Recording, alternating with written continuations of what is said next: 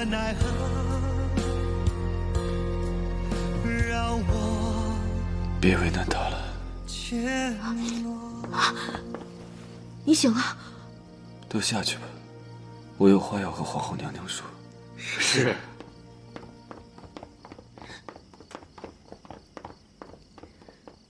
方才我虽是昏迷着，但意识还算清醒。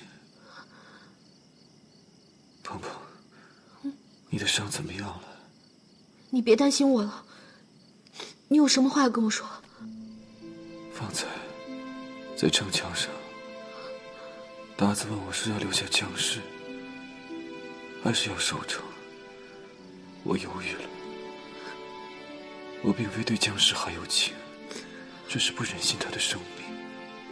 我知道，我都知道。现在都什么时候了，你还解释这些？你所做的一切我都明白。你是一个善良的人，只是很少表达出来。只可惜，到现在我才明白这一点。鹏鹏，我自己的身体状况，我自己清楚。怕是一会儿拔了剑，一切都要看造化。你别胡说，你不会有事的，我不会让你有事的。赵王的援军很快就要到了，我若身死，没有他护着你退往靖永，再召回杨玉等人，紧闭关门，以防达子反扑，然后秘不发丧，让赵王护送你回圣都，扶浩儿登基。你听清楚了吗？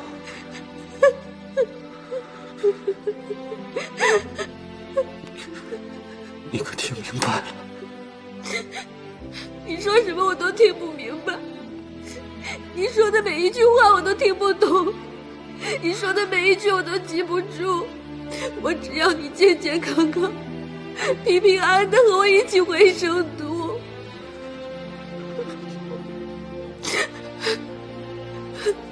城墙之上，你已经证明了我没有看错人。你很冷静，我知道，就算我熬不过去了，你也能带着浩儿好好的。我没你想的那么坚强，我再也不想坚强了。我要你活着。别哭。哭了就不好看了。